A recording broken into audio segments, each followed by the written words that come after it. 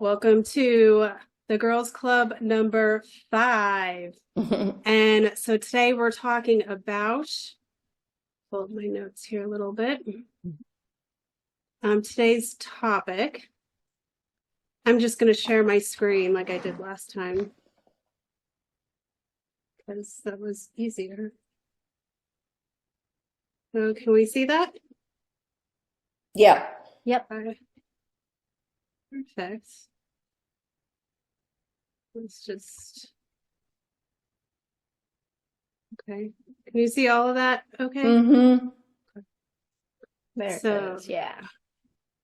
Our March topic is about healing and generating a healthy relationship with food and medicine.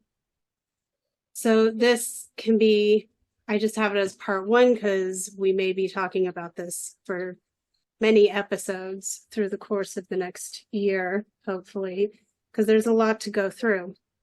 And there's a lot of information people can use, or that they're all having different experiences. So they're kind of assimilating that information differently, which I think it's good to have as much information as you can when you're talking about something like this.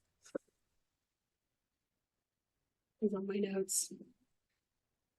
So I started with, "Let food be thy medicine and medicine be thy food," by Hippocrates. So that was quoted by Hippocrates, or really, they're not sure if it was him specifically who quoted this, or if it was his body of students / followers. So this quote, they attribute it to him saying it personally. However, it is possible that it was his group of students or the aftermath of people who took on his knowledge and the stuff he gave to the medicine world. And they may have put that together, like a lot of the Hippocratic Oath that was mainly not written by Hippocrates himself, but by his students. And the books that, he had a lot of information compiled, and then the books that came that you can look up and find that a lot of doctor medicine schools are still teaching with. Well, some of it, I would say. Those were all put into book form and officially made into official medical guides after. But Hippocrates was the one that set the gold standard, which is why I like this quote. Mm-hmm. Yeah, it's a great quote. And he set the gold bar standard.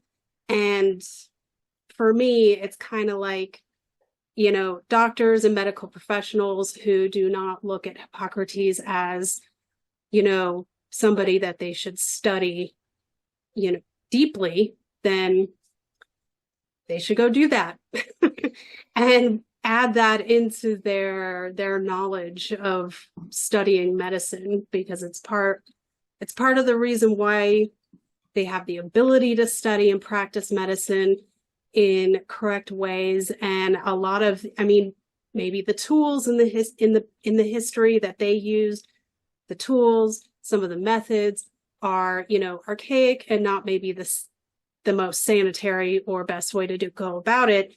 But Hippocrates was more of a natural medicine healer. Like, he went through all great lengths to try natural remedies, using food, using clean water, using plants and herbs, before he went into looking at surgical solutions. So it was just there's a lot more to the history of Hippocrates and medicine than a lot of people, I think. So Leslie's now joined us. Hi, Leslie. Hi, guys. Hey, it's good to see you, Melissa. Yeah, Thanks for good joining to us. see you. Yeah, And definitely. Brittany and I'm here. Sarah. Yeah. Sorry I'm late. My daughter's birthday is tomorrow, and we were doing some things. And Oh, nice. she wanted to go out to lunch, and I couldn't say no. Ah, So how Of old? course. How old is she? 16. Oh, okay. That's a Yeah. big Yeah, age. that's a big one. Yeah, Yeah. 16. Yeah. For sure. Yeah, nice. So, I'm already recording.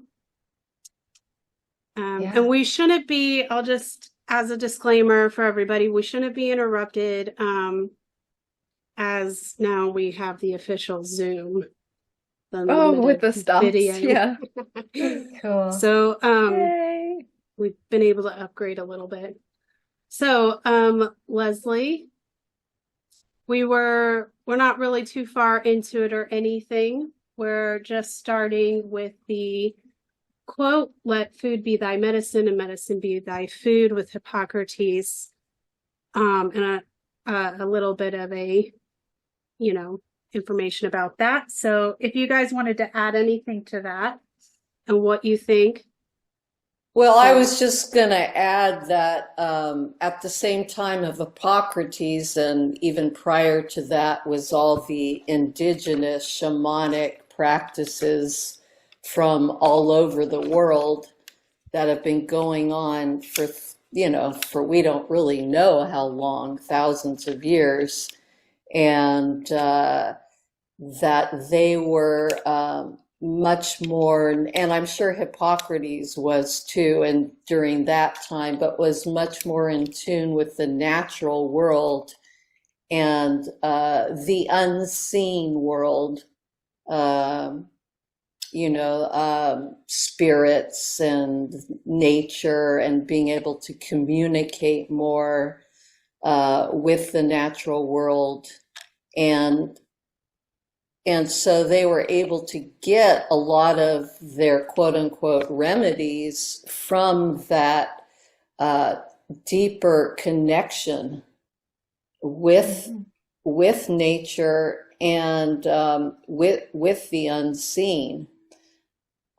So that's super important. And to this day, there's a lot of places that, in South America and Africa, that these practices, these ways of living are still very much represented by it actually gets leaked into their traditional or the regular medicine too. Whereas in the United States, you don't get that. It's much more technology based now. And I've really found that to be the case since I went back into the system, since I'm dealing with this tumor right now. But so I had to go back into this world, and it's like if you were to put somebody from an indigenous world, or somebody who is around in Hippocrates' time, and plop them right into one of these places that I've been to lately, they would be like, wow, what is this? This is crazy, being stuck into these machines, and not even really having your body examined, or touched or anything like that. It's crazy world. I mean, in a way, what I'm learning is that I can stop talking if you guys want to keep, adding on to this, but I've learned so much in the last year, since where I was a year ago, because a year ago I was just like completely alternative medicine. I don't want to have anything to do with the system and, natural law and, this whole thing. I was just like, nope, don't have anything to do with it. I'll never do that. I'll never. But once you get something like this, you start to have to re-examine all this. And I'm starting to see that even this crazy world that we're in now, and that's getting more and more and more encompassed with technology, is that there's something organic about it, and there's something that we don't understand what the outcome of all this is going to be. And who am I to judge what this is, what this technology and is, because we don't even really know what it's going to develop into.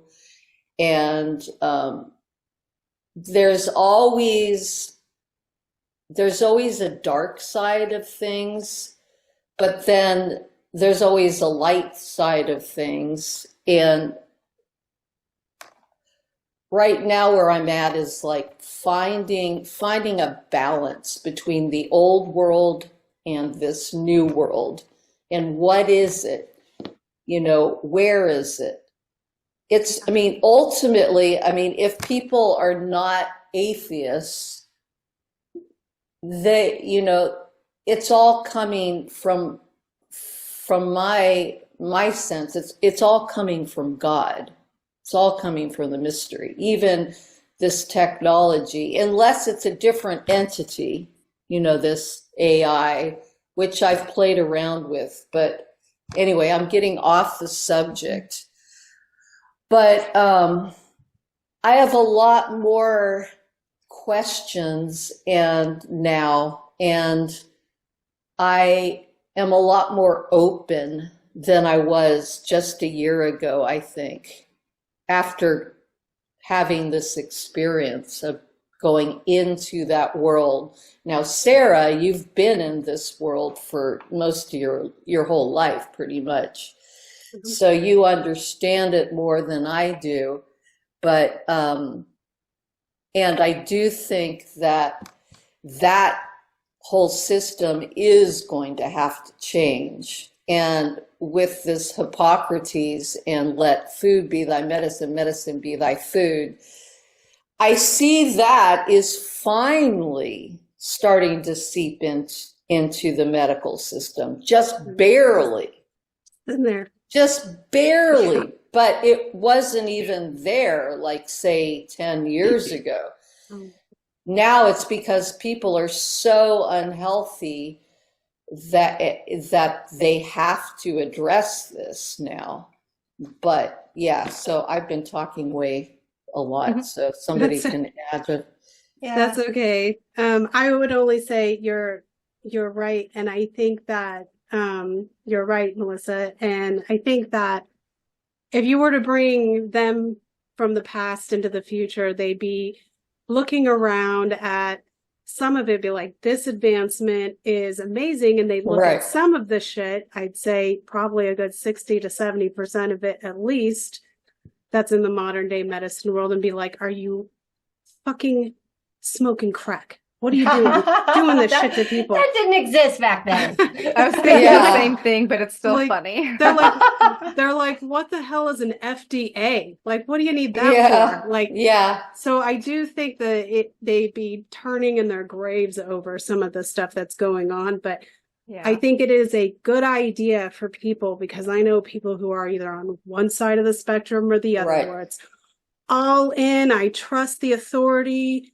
and worship at the feet at the priest in the white lab coat, or it's like all out and it's all in and it's like only like plants and this and that. And I was on that scale for quite a while too. A lot and now of swinging in the are middle. in that balance, but it's like I've even learned the very hard way that not all natural stuff does it. There is a benefit to understanding and learning how to practice the balance of nature and man's intuition, because we are part of nature. I like that. The intuition that we get, the natural inspiration, we're creative forces of nature. We're fractions of God. We're part of that spirit. So that stuff matters. So you can't, I had to learn that the hard way myself even. And because I was either on one side of the scale or the other, just flip-flopping, and it was a mess, and you can't get it. You have to find the balance. So that's a great point that you brought up, Melissa. It just came to me that if a shaman would come in and go into a hospital or go into one of these cancer centers that I've been in lately, first thing they would say is, where is your heart? Where, heart, the connection between human to human. And I think that's probably like the thing that's been missing is there's so many people who get taught in that system that have to shut down, They have, and I've noticed that if I go into these places and I'm really friendly and I show my own heart and love towards them, that they open up and they have a better day, and they can do everything that they're doing better. I love that you mentioned that. It just came to me, like I could just imagine like some shaman going into some hospital and feeling that, like, where's the heart? Yeah. It's very sterile, right? In the modern medical environments, there's an absence of nature and almost like a fear of nature, or fear of anything that could contaminate this like sterile environment. And I think what sometimes that it also includes is it creates a sterile, like emotional, like a disconnection from people, that lack of heart because of separating people with machines and isolations in different ways. There's a few points that are kind of themes, I think, that came to my mind as you were talking, Melissa, and that was one of them. This idea of sterility, being separate, disconnected from like the human, what really like from beauty and these things that really are part of healing is being around people you love and beauty and the environment. And then I was thinking about, the idea of external versus internal sort of trust. In the original kind of philosophies, I think, and especially the indigenous, approaches to healing, there was not only, that people worked with shamans, but there was also a sense that the body is self-healing, that there's an internal divide of some sort or conflict, perhaps. And so part of healing is not just, going to someone to give you a medicine or an external treatment, but there's also an internal journey to go on that is not really talked about or given space for in, I think, our modern world. And that we have a body and a mind that's very much geared towards self-healing if we get out of our own way in some, many situations. At the same time, like we may need a helping hand. I have 2 hip replacements. It was I did that in 2020, and I was trying to avoid that outcome by eating a certain way, and but I came to the realization that I would be in this chronic pain if I didn't do something. So I embraced that modern medical intervention, and I have not regretted it for a minute. So at the same time, I have to also look at what was made, the predisposition of my body and maybe my mind, body, spirit system to create that degeneration in my body, and how might I work with my body to prevent further problems, you know? Yeah, you're mentioning that because you have a great podcast, Dissolving the Divide, Mhm. and you just had Melissa Sell on Mhm. there, who really understands the whole new German medicine model incredibly well and can communicate it and describe it so well. I learned a lot from that. I had been Yeah. looking at new German medicine, but I hadn't really understood more until I listened to your podcast and listened to her. And I think that's like such an important aspect. I was hoping that we would get into this at some point during this podcast of the mind-body connection to disease and healing is so important because just like with your hip replacements with this cancer, I still believe that the core root of it is this trauma that I hadn't fully processed. And unfortunately, I mean, even with all the work that I've been doing, I wasn't able to get deep enough for whatever reason. And it's only through this experience where I recognized that behind the pain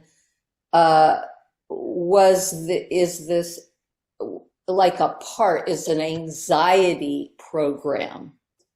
And I can feel it. Sometimes I'll wake up in the morning and I feel this fear, this anxiety program. It's like this part which hadn't been fully processed.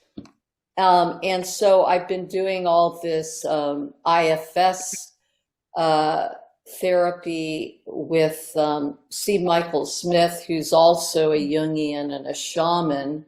I really recommend his work. He's written some amazing books on Jung and shamanism. He would be a great person to have on your podcast, by the way.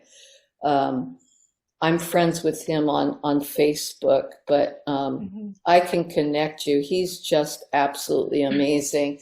But so I've been doing this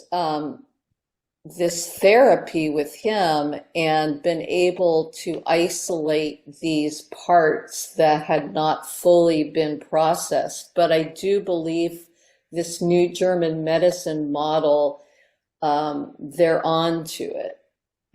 Yeah, fascinating. They really are onto it, though the only thing is, what do you do when you're in the middle of the healing process, like in your case with the hips, in my case, or even your case, Sarah? It's like, if this is epigenetic, which I believe it is case, it's epigenetic, and then also the add-on of our own individual trauma that we accumulate in our own lives, then how do we fully heal our epigenetic patterning, which is genetic, you know? It's, I believe, just us even talking about it and us trying to do it ourselves actually helps, you know? I totally agree. And I wanted to mention this. Sarah, actually, it was one of the first things we talked about when I met you. But I have to recommend, because we talked about the connection between like the internal world and like physical illness and manifestation. You'll probably love this book.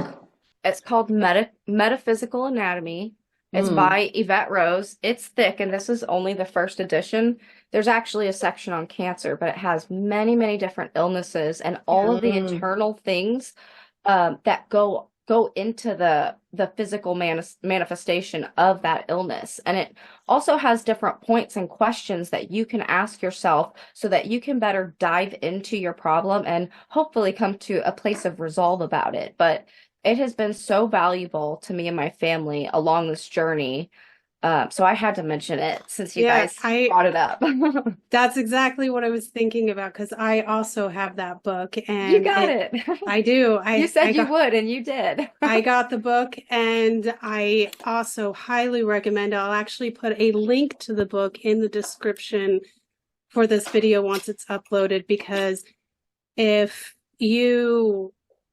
anybody who's listening out there and you need a little bit more answers than what you get off of WebMD or whatever naturalist book, this is an absolutely phenomenal reference book. And believe it or not, it even has, and I was stunned to see this, but it has rare genetic anomalies in it, including cystic fibrosis. Oh, wow. The new one does. Mine, I remember finding out mine didn't, so I'm going to have to get a new one sometime.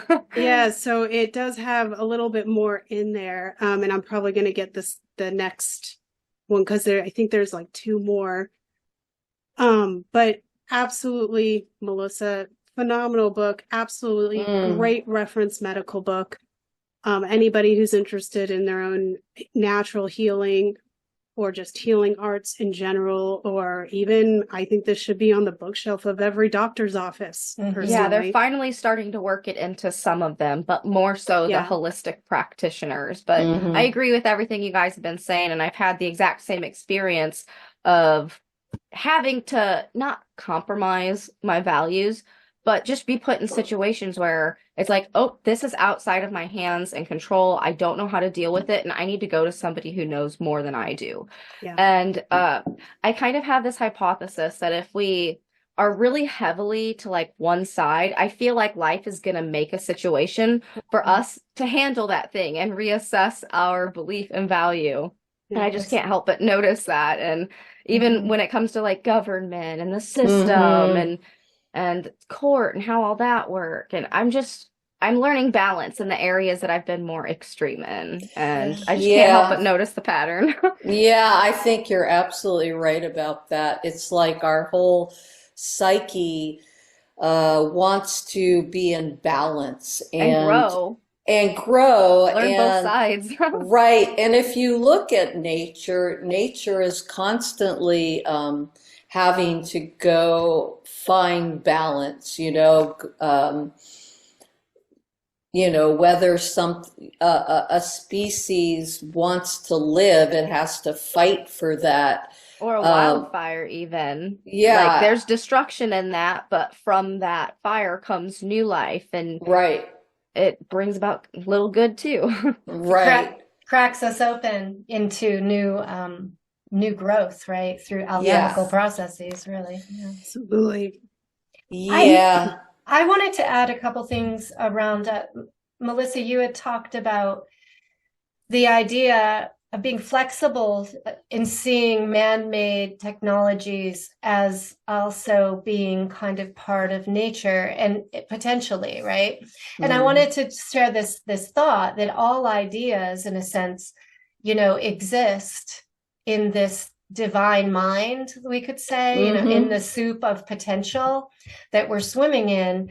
And so whatever we can imagine or thought we think has sort of the seed of creation before we say it. And the same with our technologies or things that we create. And it doesn't, so there is a sense of like a natural process in the creation of new things.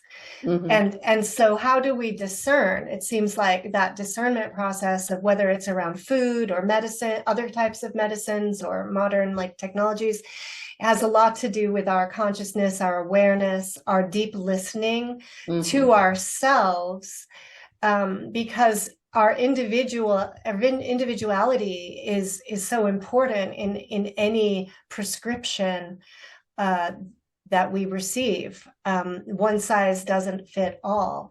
Yeah. And so being really able to listen deeply within. And then the other part of it is like those extremes of like, I'm only going to do natural, I'm not going to eat anything artificial, can create an anxiety and a stress and an inner conflict that can actually create a health problem. And Melissa, that was something profound that Melissa Sell had said in that interview was, because I had said, well, our baseline habits of health and nutrition and exercise still matter, right? And she's like, yeah, they do. At the same time, be at peace with what you choose, because being out of peace, being at ill ease is actually, a bigger problem in a way than eating the sugar, That's another thing that I've been going through because, I've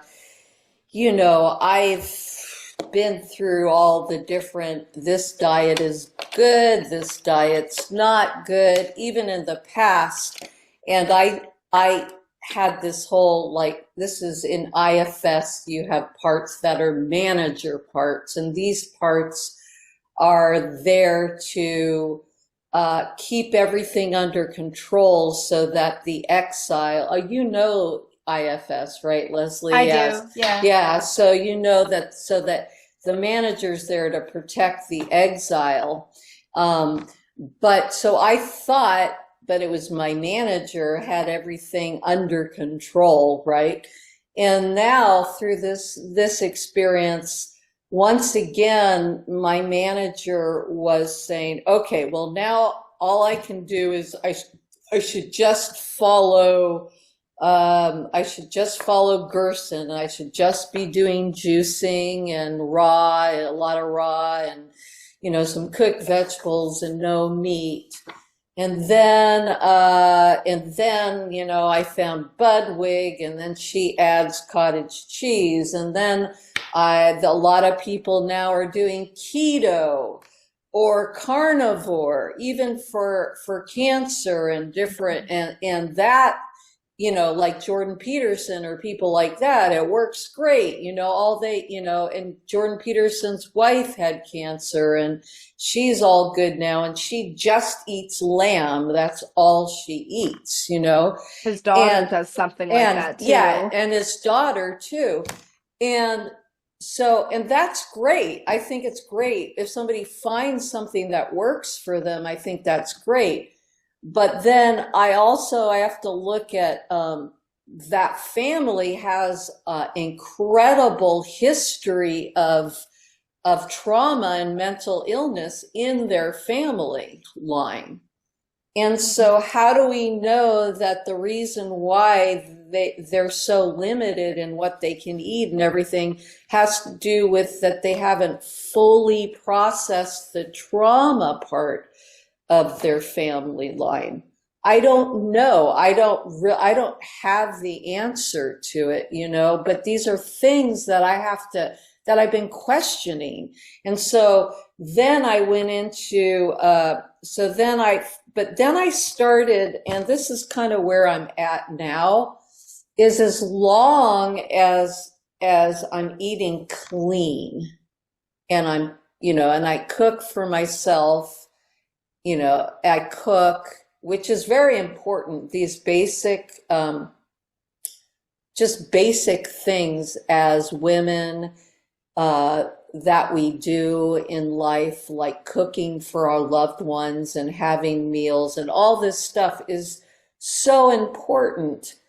And that's just as important as whether or not you just eat meat or not, And it seems like the more I'm going on this journey, that if we can tap into this deeper intuition that, Leslie, you were talking about, if we can really tap into that, our bodies will be able to tell us what it is that we need to feed it at a particular time, right? Yeah. Yes. It responds. Sense, yes. So if you listen, then you'll be able to hear, and Right. vice versa, because you're talking to yourself, you're talking to your high self, you're talking to that inner part of you that says, okay, what direction are we going to go into? And if you are honest about it,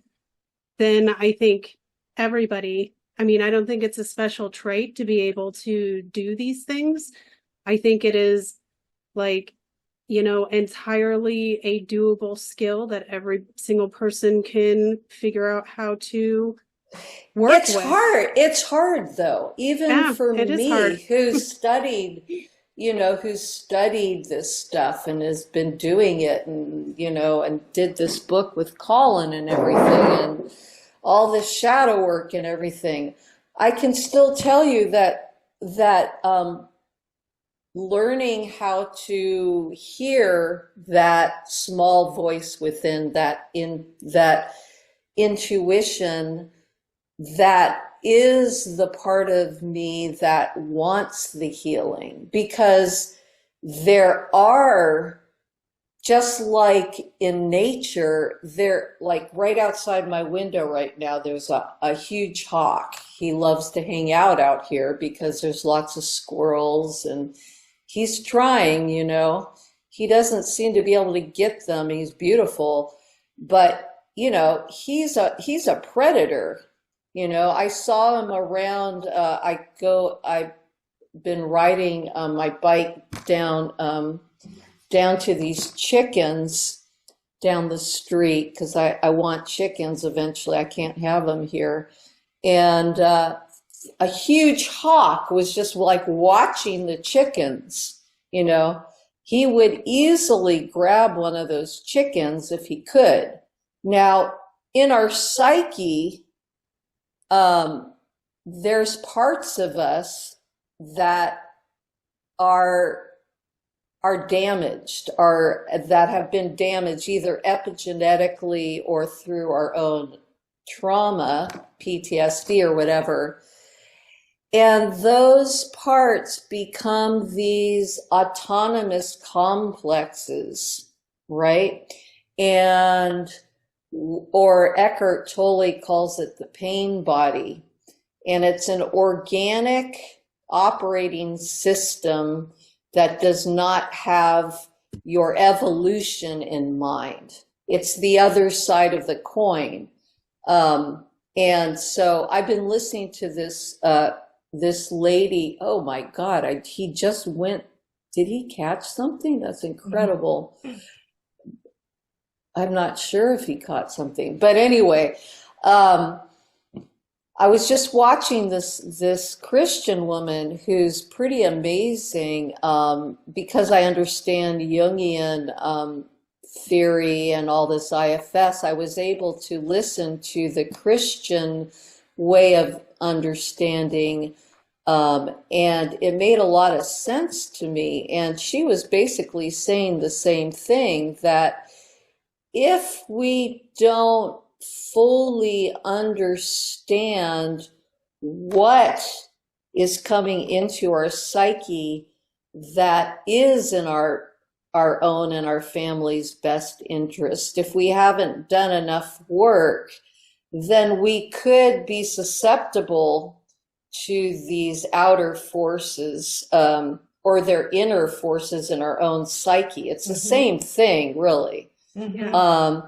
And so this is something that I've been having to really look at too. And I think that's why it's been hard for me to tap into the intuition, because from my experience of my own PTSD of having to run away from home when I was 15, and never really learning, not having the boundaries from my parents, because my mother was mentally ill and then my father wasn't around. And so I never got the male boundaries, and then my mother wasn't there. So I never developed. I think this is where parenting and being able to do this for children going forward is so incredibly important, because it's up to the parents to be able to teach the children what is your intuition, how to trust it, you know? So now it's just, what I've noticed is that intuition is not a loud voice. No, Right. it's very quiet. It's Yeah. subtle. It's your inner self, your inner fraction of spirit speaking to you. And Yeah. it's that nudge. But it's interesting you brought up PTSD. There's a thing called that they're now calling CPTSD, which the medical industry is now starting to bring this in, and they call it complex post-traumatic stress disorder. So what it is it's not just PTSD is normally referred to for people who had like one main traumatic event, and they kind of go through that throughout afterwards for that. Complex PTSD is where this individual has been hit one thing after the other through their whole life. So it's not like with PTSD, it kind of goes on and off in, psychologically, emotionally, you can feel it. And complex PTSD, it's where it's kind of, you're in that all the time in this in between. So and I can relate to that, Melissa. I understand exactly what that feeling is, because I get that too. Like some days I sit down all of a sudden and I'm just like, oh crap, I'm like having respiratory failure again. And like it's like that, and it feels exactly like what it felt like, and it's crazy. But there's an accumulative impact on our nervous system from repetitive traumas, and like the never-ending trauma, if you don't get to ever sort of really recuperate but have further traumas to bear, then it has a long-term impact on the body. They also have added some conversation around developmental trauma, which refers primarily to the traumas that really disrupt a child's sort of organic developmental process, and that has deep impacts. And so you can have complex PTSD with developmental trauma, which is very complex, and there's a lot to that. And the trauma takes us away from our intuition, because those parts that develop to protect the wounds are doing interference in a way between keeping us from ourself, from our higher self and our divine voice, intuitive voices. So it's really, there is, and what's cool about like the IFS you've been talking about, Melissa, is that there is a technology, in a sense, if you want to call it that. This process of IFS is helping people to really heal at the root, to come to identify how the traumas have impacted our life and sort of create a life of their own. The parts, they have their own little isolated, compartmentalized process of reactions that can take us over, but we can learn to detach and integrate, some detachment to allow us to be able to see what's going on, and then integrate those parts through compassion and curiosity and then go back and really do that early healing through our amazing imaginary capacity of imagination. Go ahead. Can I ask you ladies what IFS is? I've actually tapped into this this concept from other teachers, but I've caught that teacher snagging stuff from other people, and I don't know what IFS is, and I would like to learn more about that. So it stands for Internal Family Systems. A guy named Richard Schultz. Schwartz, isn't his last? Schultz. Oh, it's Schultz. I thought it's Schwartz. Yeah. Or Schwartz. Maybe it's Schwartz. I think it's Schwartz. I think you're right. I think it's Schwartz, not Schultz.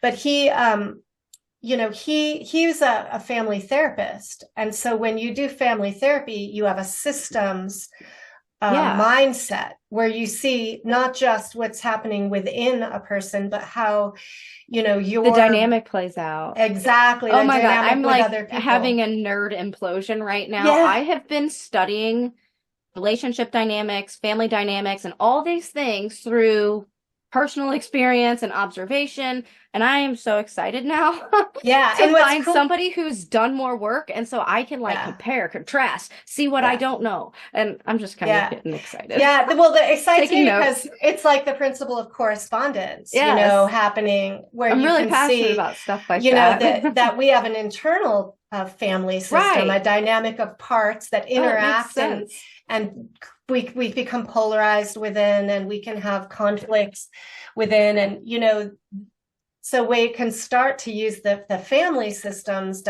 model to do internal healing, and then of course That I think sounds awesome. we could see it and apply it on the larger Oh, definitely. level as well. And I think that again it's going inward. It's kind of figuring out how to heal the wounded parts, so that then you can see more clearly, right? And Yeah, I love that. yeah, We can. There's a really great book. I'm gonna look for it. I have it here. I'll show it to you. You guys keep talking. We can definitely add a link to a good resource that you guys have in the description for people who want to look more into that system. Yeah, and I'll just say that it's one thing to understand the concepts like intellectually, and it's another to learn how to experience them internally, right? Yeah. So having a guide is very helpful. I wanted to just also just concur with this idea of we all have parts. Oh yeah, nice. That we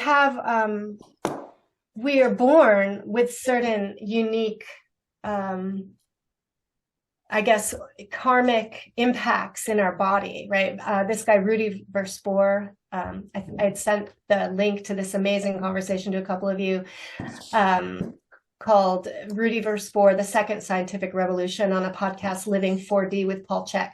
It's amazing deep dive into the philosophy of health and healing and wellness. And he talks about, he talks a lot, he studies Steiner as well, Rudolf Steiner, but he really he talks about there is a karma that exists on multiple levels. So we are born with some pre-existing karmic injury in our bodies.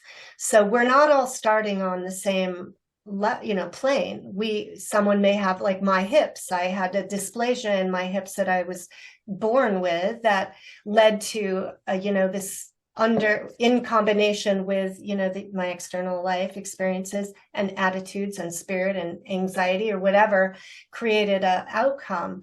Not every and so not everyone has that same weakness, so to speak. And so there is I think when it comes to food and medicine, and I think it's just so important to recognize that we all come in very unique, and whatever we choose, being very individualized in this study internally, as well as like the shamans would go out in the forest and do what they called a dieta with a plant and spend a week, studying the plant, talking to the plant, recognizing the spirit in the plant, listening to the plant and taking in the plant, right? There's like these ways of connecting and learning what is the best path that we're just not taught about, that most people think is a little crazy, And that brings me to this first section here, where I just wanted to bring it up since you're talking about doing that. I think that would be even good practice for people to really, even if they don't want to go super deep and, spiritual about it, to have a relationship where you're treating your body and your health, general health, and what you consume with a level of respect you're going to have a benefit that comes from that. There's going to be a reaction to that, and a good one, I would say, if you're going into it with like respect with it. So, like this quote, even like, I feel like it's misunderstood. People use it all the time, but I don't think they fully understand it, in this way. But I just have, it's misunderstood in the modern world because the information given out to people today is often convoluted, which I think is a big problem. And instead of just like what you're saying, Leslie, and even what you're saying, Melissa, if you uncomplicate it, then things start to come in more naturally, in a more positive way. And maybe it's not required fully for us to fully understand every little minute detail as to why this thing is working positively for me. Maybe it's just, you kind of have to have a little bit of faith, if I can use that term, in Definitely. letting, not necessarily, I mean, and this could work for all people. It doesn't have to be faith in a higher power, just faith in yourself, faith in intuition, whatever you want to call really the translation of God, whether it's your high self, your inner spirit, your intuition, your God, whatever you want to call it. I kind of consider that all sort of the same mechanism. So I think that this quote gets used, but it gets used in kind of a materialistic type of fashion because everything's so overly complicated. And I have found that even though like CF is a good example of that because it is a very complicated problem. And it's literally the kind of problem where doctors go, I don't know, let's see what works. But it's so convoluted. There's so much information that it's overwhelming. And then people don't know what the hell, where to go. They're not listening to themselves. That's the same thing with the whole cancer thing. I had no idea, like, I had the beginnings of cancer like over 20 years ago, but it wasn't like this in this experience. It was like earlier stage, and I totally took care of it myself. It's when I first got initiated into health, and I did all these cleanses and did everything that all these other people are doing now. But this time around, it's like everything is out there, and there's so much information and so many different protocols. I mean, I feel bad, for people to have to deal with all this in a way. I mean, it's like, it's so it is convoluted, and it's like, where does intuition? I don't hear that many people talking about intuition. I just hear people, try this. This person completely healed because of this. This person meditated, did Joe Dispenza, and had stage 4, and all their tumors went away. It's like, or fenbozole, or, ivermectin, or, it's nonstop. And it's like, it just got to the point where I just decided to just, wait a minute, I'm just going to, if I feel like eating meat, I will have meat. If it feels like my body wants this, I'll eat this, as long as I'm getting calories in. And even that, if I don't feel like eating or what, it all should be good, right? Doesn't it seem like the most important thing is to get in touch with that deeper part of ourselves that can guide us and let us know. I mean, yes, we do need to know how to eat. I mean, for some people who have been just eating junk food Yeah. their whole life, obviously they need to start at stage one. But there's a lot of information out for stage one, you know. Yeah. And that's pretty much just mainstream now. How to eat well is mainstream. And now I'm noticing, because I want to live eventually, hopefully, in, you know, that I want to live on like a farm, you know, and have chickens and I stuff. highly support the chicken thing. I have a bunch. Yeah. You should Oh, go you for have it. a bunch. Yeah, They're well, going to be as great as you First- imagine. oh, I I love love my chickens. chickens. I've had them before, and They're wonderful. they're wonderful. But just to live in that way with some land and such, that's my goal. And I think that if I was to tell somebody who is in their 20s or 30s, I would say, even if you think you can't afford it, there's a lot of land in this country still.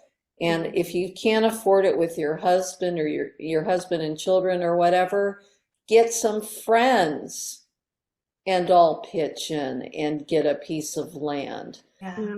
And But you can, that's- there's Mhm. affordable land even, and people think it's impossible.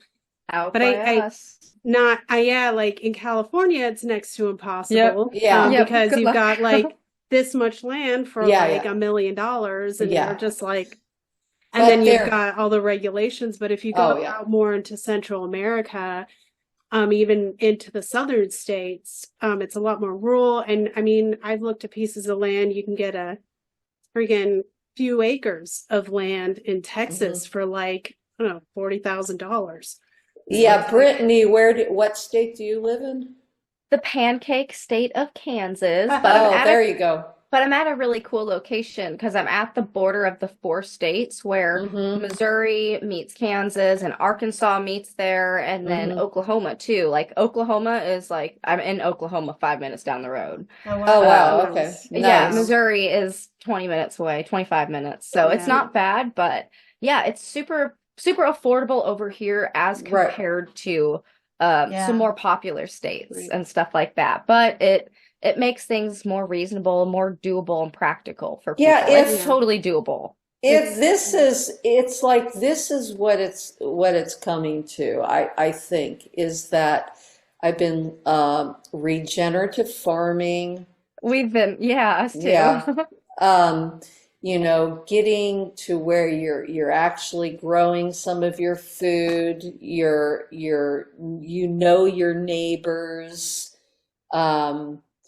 These kinds of things is really what's going to heal us, you know, as far as anybody who's, you know, who's Gen X, Gen Z, you want to heal yourself. You're talking about healing trauma and healing yourself.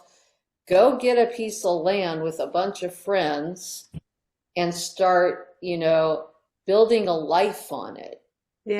and learning how to cook Yeah. and making your own food and you know, and learning how to knit and do these things that our ancestors have been doing for all this time.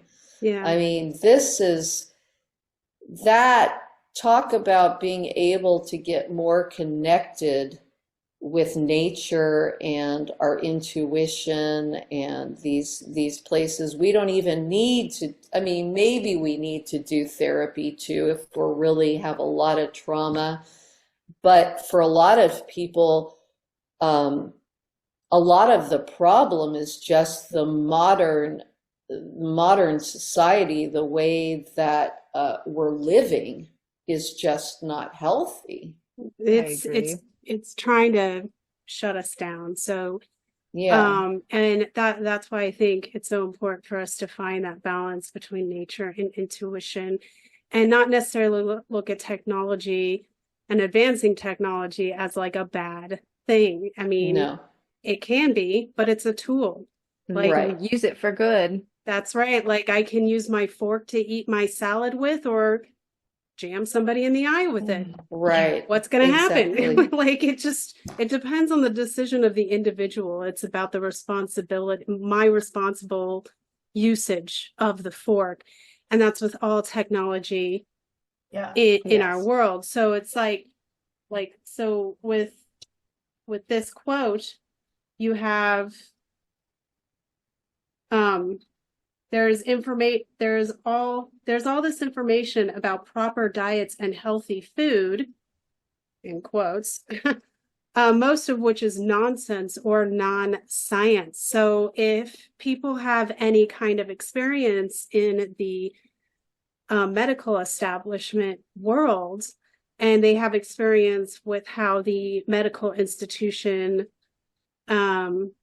trains, like say a dietitian, and then you have that experience with the dietitian that's coming from that, which it is a completely different experience than what you're not saying that everything that they say is all bad, because some of them do listen to their intuition and they will study outside of the box. But there is a standard that the medical school gives a dietitian of what to learn and what to propagate as proper and healthy. And then you read natural books and books about natural healing, and it's like a completely another topic. Yeah. So And look at hospital food that nutritionists or yes, dietitians they're are somehow horrible. Yeah. approving. It doesn't make sense. it's in most hospitals, it's basically pig slop, It's horrible. and I can attest to that. Like Yeah. it's bad. And one thing I will say in hospitals I've been in, with the food, the problem with food, I mean, I feel bad for the people who are like kind of within the tiers of the different specialties in the institution, because their hands get tied and they can't necessarily push too much outside of this boundary or that boundary, because they will get targeted for it. And because it's not their private business. So it's a much larger monster than they are. So they have their hands get tied. And this is a big problem. This is a problem of a larger monster coming from the medical administration. This is a administration problem. When, I understand the extent of making sure doctors and nurses are practicing medicine ethically, because even in our human history, we've had some crazy people. Even recently. Who practice medicine, even recently. Oh, and, there should be some sort of regulation for that, where you don't have like the mad scientists coming in and experimenting on mentally ill people in basements. Oh my God. So yeah. that's something in our history, and there should be some form of regulation for that. But for administration has gotten to such a large corporate monster that it ties the hands of people who are genuinely trying to find real solutions and make a difference and make an actual difference, because they have that. And I met doctors and nurses who are on both sides of that scale, who are more, admin and don't really care. They're in it for a paycheck, and doctors who are actually like struggling because they can't do what they want to do, how they want to do it, as a authentic doctor. So this is kind of what happens with any kind of like a communist kind of system, right? Where one all thing thinks it knows best for everybody. And yeah, it's just the bureaucracy and, like what you're saying, the administrative class becomes so big and so bloated, that's bigger, and generating the rules and generating this stuff, and then they end up hiring more of those people than the people that can actually help you, and then they don't let the people do follow their intuition. So That- yeah, Medicine is big business too, Yeah. right? And there's a lot of competing agendas and motivation within that system, right? So people on the front lines really doing their best with a big heart trying to help, but then constrained by The various limitations of their limits, right? work or Yeah. degree or license. Mhm. And a lot of that has to do with money-based decisions or control-based, decisions. There's a lot of, And Right. I'll be back. I'm gonna run to the bathroom. No Yeah. problem. And I want to bring that up since we're talking about this. This is a great example of that. Hands being tied, administration having too many fingers in the pot, creating policies when they are not doctors, policies on health, policies on what's good for the human body. When Mhm. policymakers, for anybody who doesn't understand this, sometimes policymakers are a doctor. Sometimes the head administration of a hospital is a doctor. That being said, the majority of the time it is not. So usually administrators of hospitals they're doctors in the loose sense. They are administration only. They studied medical administration. So there is a difference. And I don't think a lot of people really understand that, but there is a difference in medical administration and medical doctor, just like there's a difference between an animal vet and a human doctor. I mean, there's different classes Yeah. here. But an example of this where, doctors and nurses, their hands are tied for certain information is with the idea about sugar. Sugar now, if you were to get organic natural sugar, I have a little bit more about that. It's not necessarily bad for us. It's just if you spoon it into your mouth, like crazy, you're going to have negative Like consequences to it. But soda. yeah, drinking a 2 liter of Mountain Dew every day is going to give you a negative consequence. But having a Coke with your dinner couple nights a week isn't going to kill you. Your body can your body can work that out and filter out whatever the toxin is. It's just it's the overload of the toxin that causes the problems. But aspartame is a great example. Doctors will not necessarily say anything negative about aspartame, which is an artificial sweetener. They give it to Yeah, it's people who are terrible. diabetic. What's that? The one that they use all the time, Splenda, Splenda. another artificial sweetener, very bad for you. Have you seen the fruit examples and the fruit tests that they've done on that stuff? It makes it rot. It's bad. And it grows tons of terrible stuff, but it doesn't have the same effect as a natural sugar. No. So on the fruit. Natural sugar, your body can process it normally because it's natural, as long as it hasn't been manufactured. Bleached sugar that you get on the shelf, that's the $1.99 or whatever brand, that stuff is bleached. It's not good for you. Any sugar, any diet food is actually got aspartame in it, which is addictive even. So it is a chemical sweetener given to chronic patients who have diabetes, which is just a joke. And it's been used in various foods and beverages since the 1980s, including diet drinks, chewing gum, gelatin, ice cream, dairy products. They put it in everything. Yeah, they put it in everything now. So toothpaste, medications, they're putting synthetic chemical aspartame in our medications, and these are being approved by the FDA. And they're used in many diet quote products as a substitute for sugar, trying to promote this idea that it will help you in having a healthier body.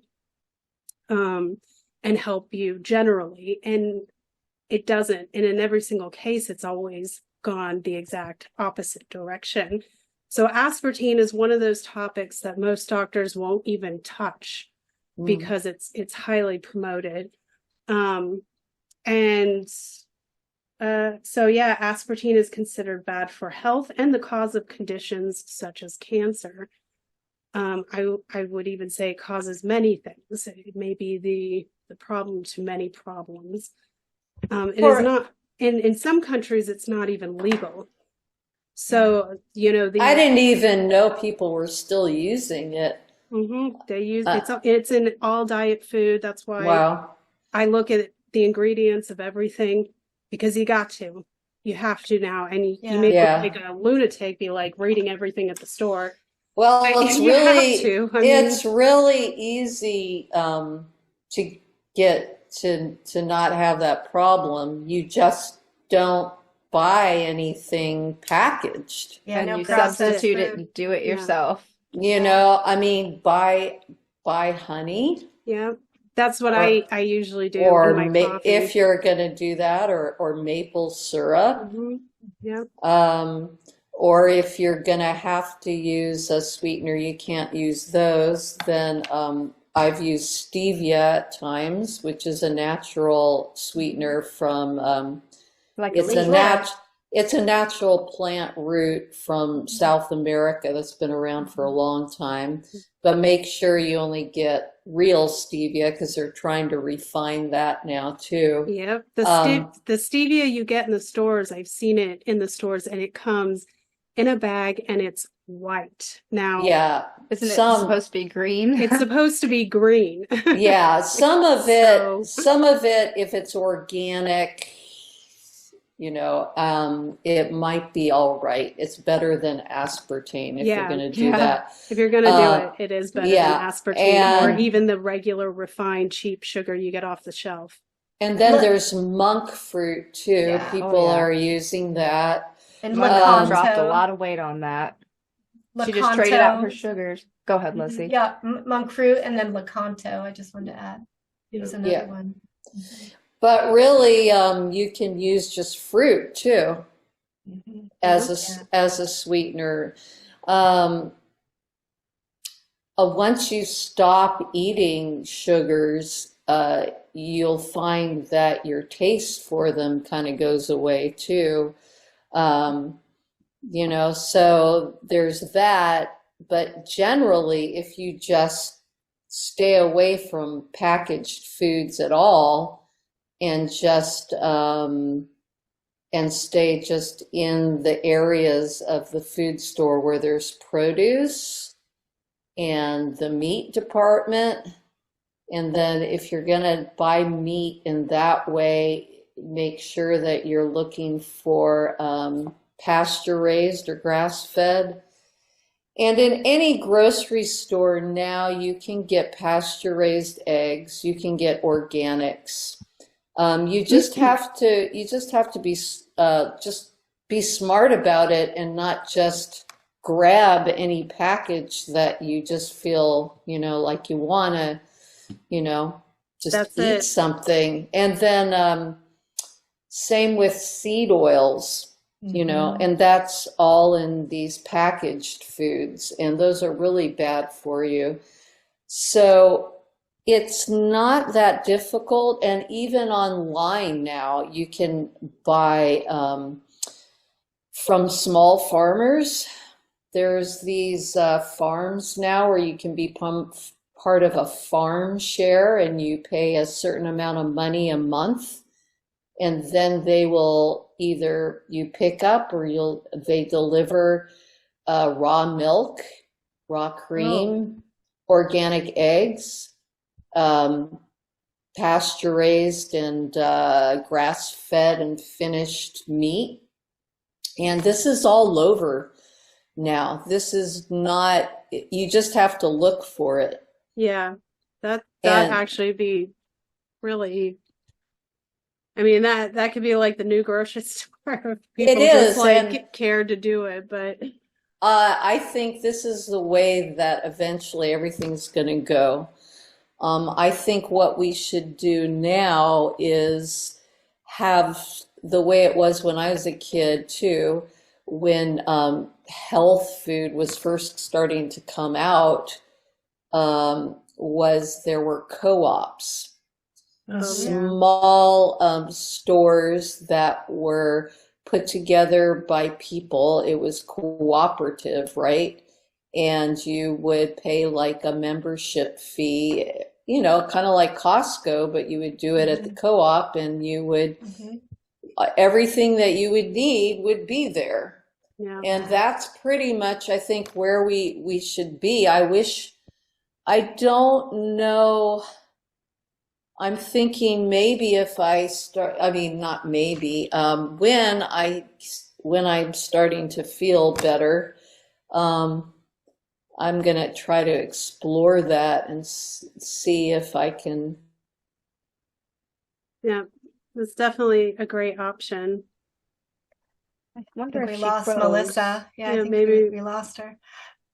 It's not me this time. I just wanted to add one comment onto the aspartame stuff, and that how common people who want to lose weight are using these artificial sweeteners. And from what I've gathered, that it's a trick, you know, that they don't actually help you to lose weight. In fact, they can cause you just to crave more of the same, Yeah. and becomes a cycle, but it doesn't really truly assist in long-term weight loss. And obesity is a huge problem, you know, in our world. I mean, I had some statistics that I was looking up. It says 4 million people die each year as a result of obesity, according to the World Health Organization. And 41.9% of adults in the US have obesity, 19.7% of adults and children as well. So it's a big issue. And so clearly people are pretty disconnected from their bodies and health and food choices, maybe very confused amidst all this knowledge that's out there. Doesn't seem to be solving the problem. I also have to say, and maybe it's just because I've been giving focus to how much it makes me sad and bothers me, but I've also, I work at I'm starting to help manage a gas station right now. And so I see a lot of people every day, and I'm starting to see more and more heavyset kids. A lot of people don't have self-control or self-discipline. You know, many of them would rather choose the taste over long-term benefits. And I even fell into that. You guys said soda, right? Mm-hmm. I just resolved this like a week ago. But I get free sodas at work, and I was always okay, just have one every now and again person, and it would be really kind of sweet. Well, with refills, I was not censoring myself. I was going for the taste, the taste, the taste. Well, my skin flared up so bad. The only thing online said is like, you have a form of eczema. And I'm like, wait a minute. Like, I never had this issue before. Let me see if I dial this back, what will happen? Poof. Yeah. It goes away. Yeah. And so I think a lot of people don't always consider, or I should say, people who are thicker might not consider the direct cause and effect of what they are putting into their bodies. Yeah, I agree. Sugar can trigger a lot of problems. Yeah, it's a great point, Brittany. Yeah, I tend to be more. Sorry about that. It's okay. My Wi-Fi has been in and out for the last few days. Our Wi-Fi has not been good, so Yeah, I get that. I was going to say I tend to be a little bit more hardcore about sugar, at least refined sugar. I have been throughout my life, that was a weakness that I had, was that sugar addiction.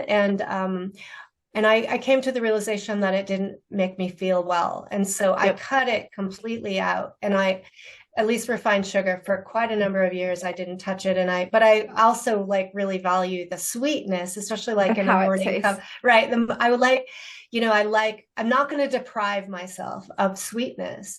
And so I started to add honey to my tea. The healthier sugars. And switch to smoothies instead of ice cream, or, I miss those so much. And I need a blender. And it made such a huge difference in how I feel, and both, mood wise, mentally, emotionally, and physically. Was probably the best decision, was to minimize sugar. So now it's very rare. My philosophy is, if I want something, I want it something I really love. Like I'm Yeah. really going to enjoy it. You know, Yeah. this fudge or whatever it is, this ice cream. I'm going to really love it and Mhm. be at peace with And that. then you're good. And then I'm Yeah. good, and I'm satisfied with so much less too. Uh-huh.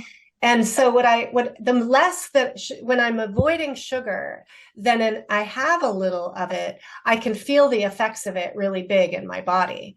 So, and it tells me that it's a poison, that it tells me that, you know, my heart starts racing and I feel lightheaded or whatever those responses are. So I think that clean diet, Helps. generally it helps us to be able to listen to our body because I our bodies totally aren't agree. all like clogged up with With Mhm. toxins and stuff. I 100% agree. And I've noticed the same thing just observing Mhm. my enjoy of soda from time to time.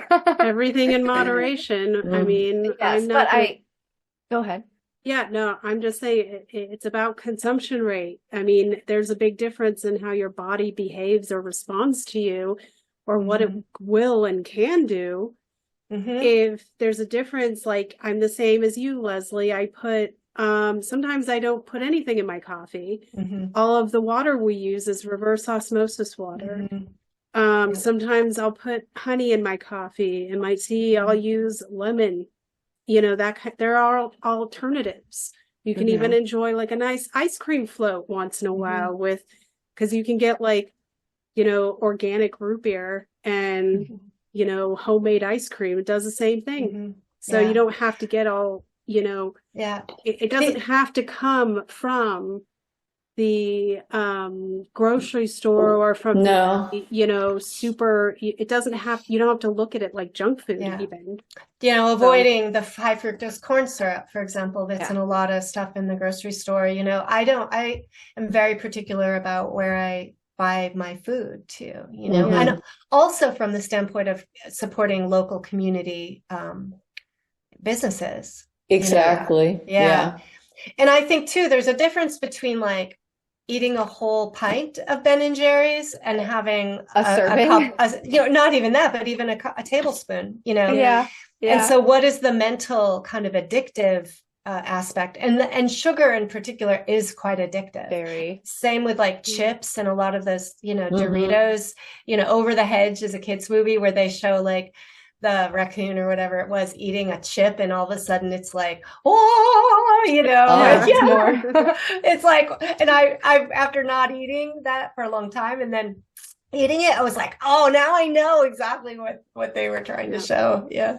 yeah. So food can be a Baking. complicated thing. Yeah, baking your own like goodies, healthy goodies, is a great way to get in touch with just being it's kind of ancestral being a woman. When It's in I us. when I learned how to make bread years ago again, it was just like, wow, I'm tuning into my ancestors with the kneading of the bread.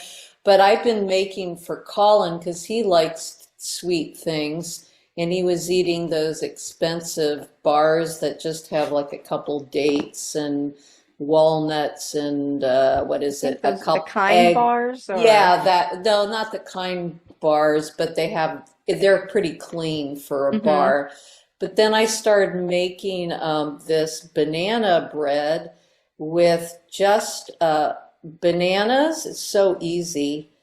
It's gluten-free, so I just use almond flour, unrefined almond flour, just almond flour, organic. You can use other kinds of flour too, like chickpea flour or coconut flour or any kind of flours, really. It's so easy. It's 3 bananas. You just mash them up, and a little bit of vanilla, 2 eggs. Then, I put a tiny little bit of honey in it, just a little squirt, because it doesn't need any extra sweetener really. And then it's 2, that's all the wet, and then 2 cups of the flour. and 1 tablespoon of baking powder, a little tiny bit of salt. And then if you want to make it really, and you can put walnuts or pecans in there. And if you want to make it really like you can get some Lily's chocolate chips, which uses stevia and doesn't use any sugar in it. Didn't know And those existed. oh yeah, oh yeah. I'm not much of Um, a baker. I could do breakfast, lunch, and dinner. Desserts, not so much my thing. yeah, check it out. Oh, baking is great. We So should put yeah. the recipe in the notes. Yeah, That's a good idea. I'll add the recipe in. And like I am not a chef by any means of Oh, not my 325, just so I can finish it. It's yeah. you preheat the oven to 325 and then you bake it. You cook it for about an hour in there. Yeah. It takes, and he loves it. Yeah. He's just addicted to it. And I know kids would like it a lot too. So these are the kinds of things that, and you could do same thing with like any kind of these quick breads and yeah, there's all sorts of stuff that you can make by And yourself. it's a treat. It's a healthier treat, and it's a good alternative to that, when you have that sweet kind of craving. Right. And I'm just gonna say I can't cook to save my life. I have a crock pot because it does that shit for me. Mhm. But I I like have that been too. able to, I myself have been able to make banana bread, somebody who can't boil water. So anybody out there listening and wants to try it and It's see, easy. it's so easy. Banana Mhm. bread is so easy. And you can put almost anything in it. I put, Mhm. you can put strawberries in it and it Mhm. melts. Yum. Raspberries, blackberries. Mhm. You could do like a raspberry jalapeno mix in there. Mm. Oh, It's excellent I and like it's that. easy and it's kind of like, making a potato. You can kind of Mhm. almost do anything with it. And Right. that's what I liked about making banana bread. I mean, I would make it again. So we will definitely include that recipe in with the notes. So anybody listening, You check it can out. make, I worked for Whole Foods for many, many years, and I was a trainer, and I also helped with healthy eating. And so I would take customers on tour, and then I would also teach team members, and I would cook for them. And so there's all sorts of stuff. You can make chocolate chip cookies that are basically not healthy, but you use just these alternative flours. You don't use any sugar. You can use, there's coconut, like unrefined sugar that you can get now.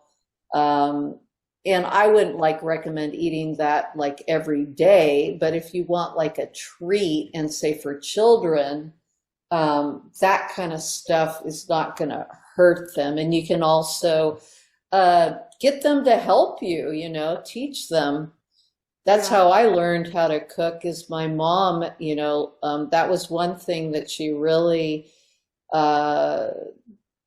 she gave me some good positive things. And that was one of them was the cooking and this is something that, just imagine if everybody was baking, themselves and making the stuff themselves, well, there would be a lot of companies that would go out of business. But,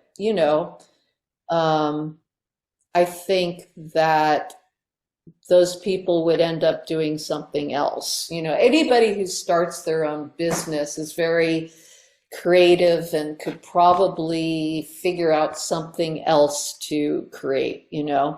Yeah. So, but I think it's more important that we teach our children and that we learn these basic, it's love, Yeah. Yeah. It's a sustenance, Yeah. which is an act of love, right? Yeah. Yeah, it's using our care and our will. It is another which I like. I have a strong affinity towards. It's using the formula of thought, emotion, and action in the right capacity. So I think all of that stuff is good to consider. Oh, we've lost Melissa again. I'm Oh, sure she'll man. come back Oh, though in a minute. I may Oh, have but to go and eat dinner soon. Yeah, Yeah. speaking of food, I was just So- thinking about the complex emotional relationship that we have with food, mhm. and that I sometimes think about self-love in relationship to food, where food is people treat food as a proxy for love. Yeah. You know, and a lot of time that leads to unhealthy eating and trying to fill a need through eating Yeah. that really can't be met through eating. And then there's the aspect too of like, when let's say if I'm not eating well, if I'm eating really sloppy, and I'm, you know, I sometimes feel even a resistance inside myself to get to doing a better, to eating the healthy thing, or to do the healthy lifestyle thing. And it's interesting to me, and I asked, well, why would I resist doing something healthy for myself? The Is- parts. Uh-huh. And it's filling a void, Yeah. and it's filling an emotional void somewhere Yeah. where you're lacking something somewhere. And I've seen that a lot in people who Mhm. are incomplete, I would call them. I Yeah. wouldn't call somebody, necessarily like, oh, they're just ignorant or stupid or whatever because they're doing this or that or whatever thing that comes off as this problem. It's more like looking at a puzzle that's incomplete. It's missing a couple Yeah. of pieces and hasn't been able Yeah. to find those pieces yet. So I try to look at it like that. And I just wanted to bring this part up really quick, and then we can start to, close things up to continue this next month.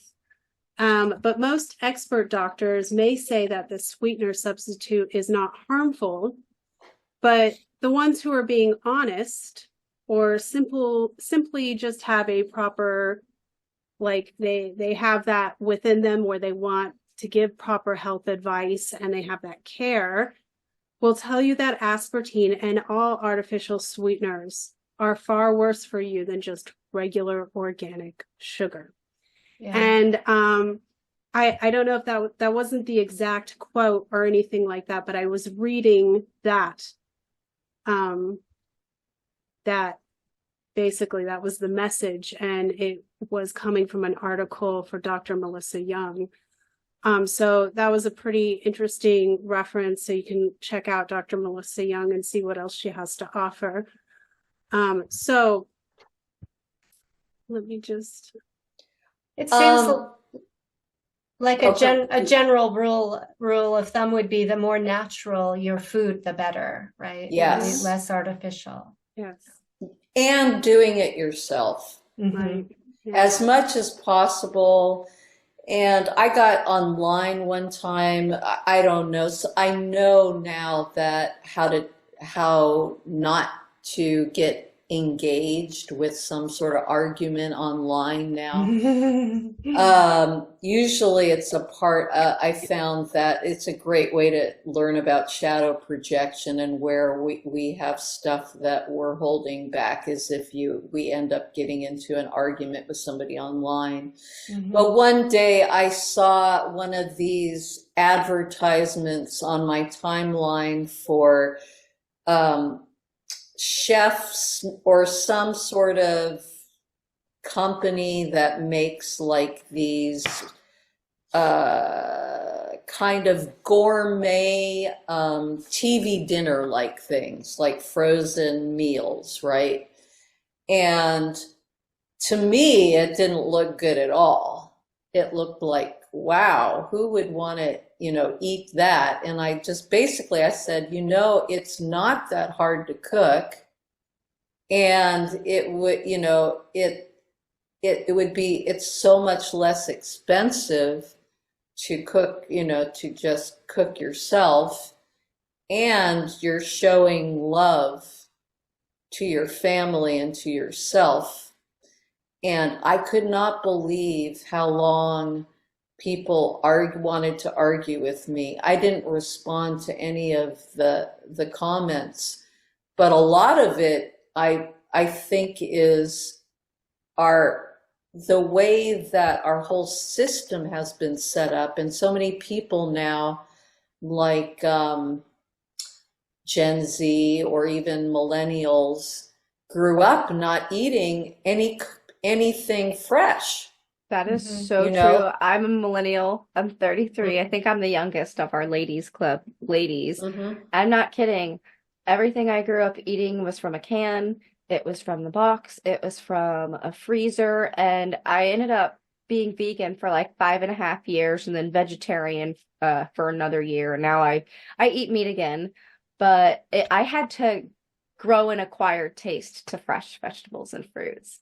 It was great because I learned how to cook better. First, I learned how to cook regular food, and then I went vegan, so I learned how to cook that. But I very much had to adjust to having fresh fruits and vegetables. I think besides bananas, grapes, sometimes apples or oranges at school, that was like it. Yeah. Yeah. And so, yeah, I totally relate to that last Yeah. statement. Yeah, so I didn't realize how many people were triggered by just me saying it's not that hard to cook, Truth triggers right? people, and people are lazy. That happens to be Yeah. a big trigger of mine, is laziness. Yeah. People I are very, don't know if it's laziness. I think it's the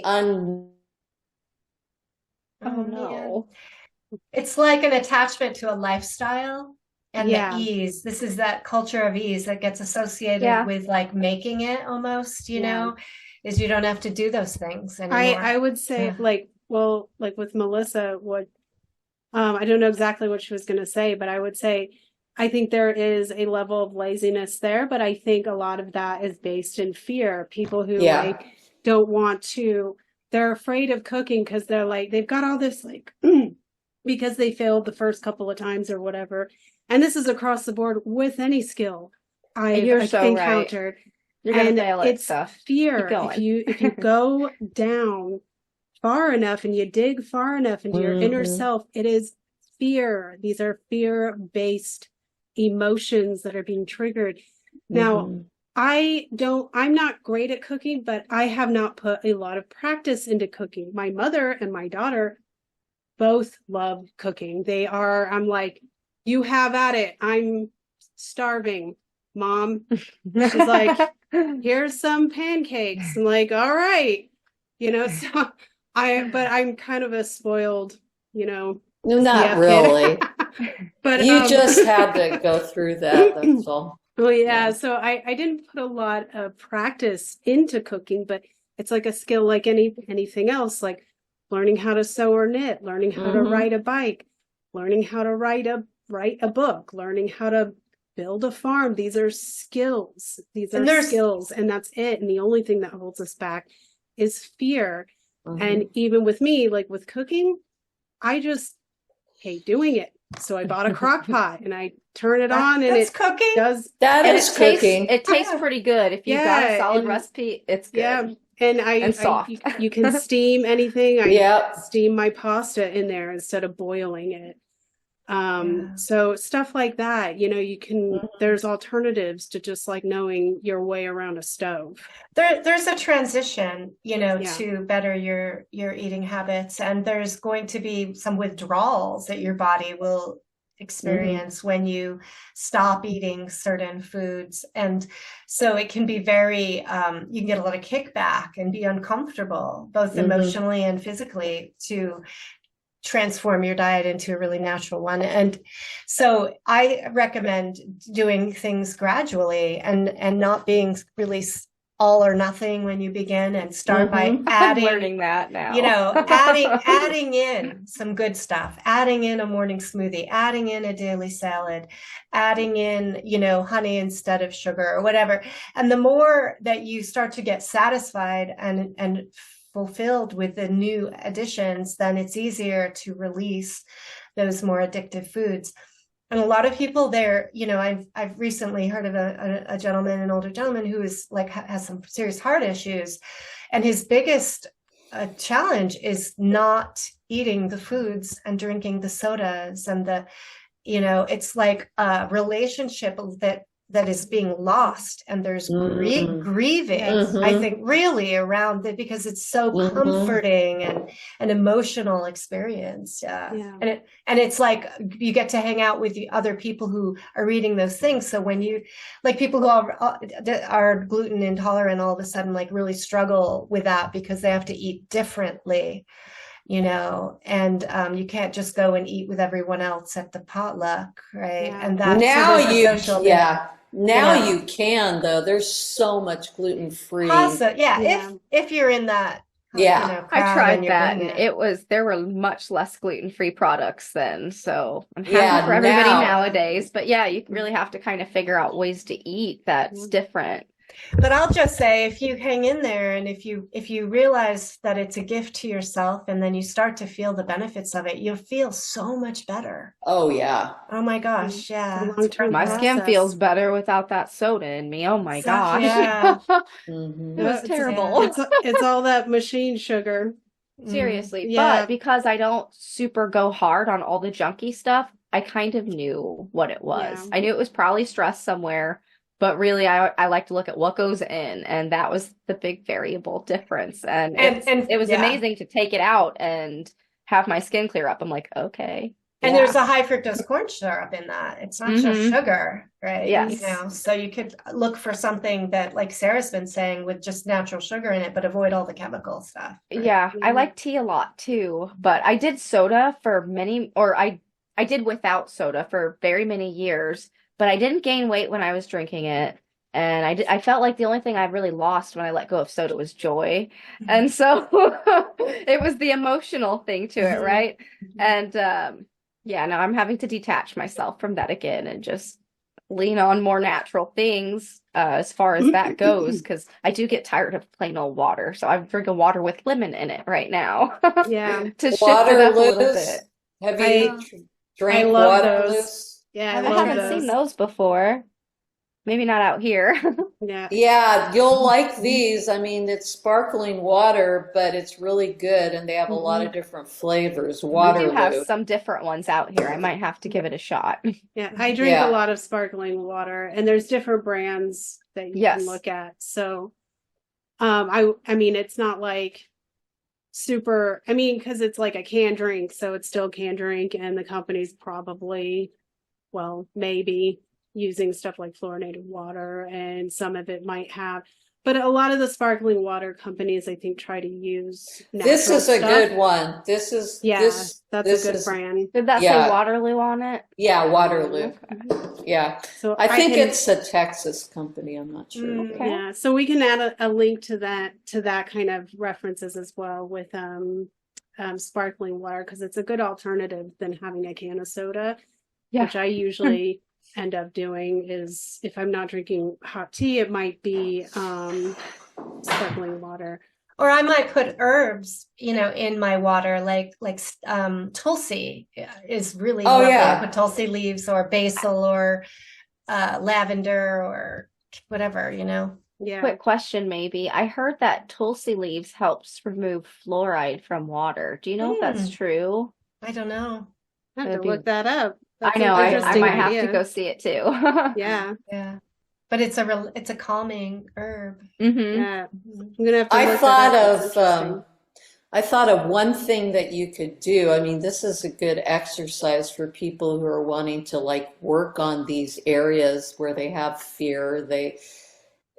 Is that, or you know, any kind of emotion that's like keeping them from eating something that they know that they shouldn't be eating, where there's alternatives or whatever, is notice what the emotion is. Start to be aware of what the emotion that comes up when you're eating that thing, That's a whatever great it is. suggestion.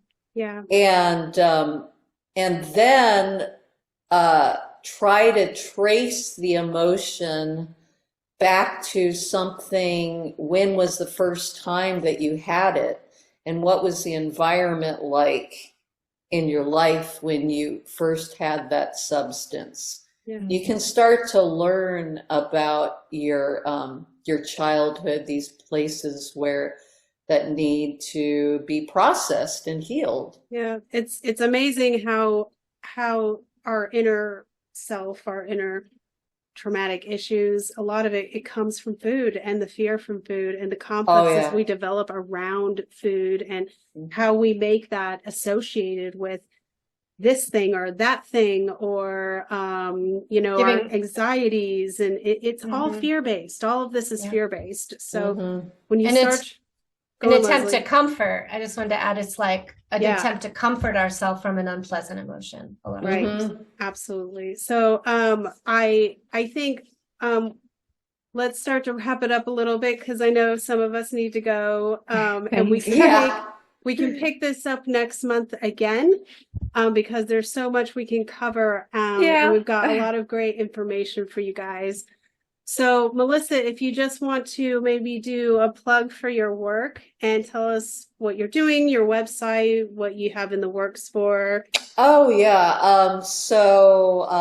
Colin E. Davis, because when he's doing the shadow work, he goes by Colin E. Davis. He's my husband, and we've been working on discovering and understanding how the shadow works in terms of Jungian psychology, but also it's gone way farther than that. We've been studying IFS and these different practices. So it started out with a book called Shadow Tech. And that was released in 2015. And so our website is shadowtechalchemy.com. And Colin has been working really, really, really hard on a new book, a short book. And we're excited about it because it's going to be kind of more of a manual for people who are quote unquote red pilled or like into the natural law movement, these kinds of people, to kind of get them on board as far as understanding these concepts. So he will be releasing that book real soon. And then I've been just on this healing journey right now, but I'm starting my treatment this week. And so I will, in God's name, in Jesus's name, because I do believe in Jesus, and that I am being healed. And after that, then it's like, I'm really not even sure what my life will want me to do, what the mysteries have in store for me, but more of doing this shadow work, teaching people about it, and then also getting back into music. And because I'm a lifelong musician and performer. And you can look at that at melissamarimusic.com is my music website. So those two things will keep me really busy, but I'm also wanting to get more involved in this whole new regenerative farming movement. And I'm not sure how that will play out, but I want to have a farm. I want to be on a farm. I hope that goes smooth for you, and I wish you so much healing and health, and I'm so happy we got to meet today. Oh, definitely. Yeah. Thanks for joining us, Melissa. Oh, yeah, it's been great. Yeah. Thank you for joining all of us and coming to the Girls Club number 5. Anytime.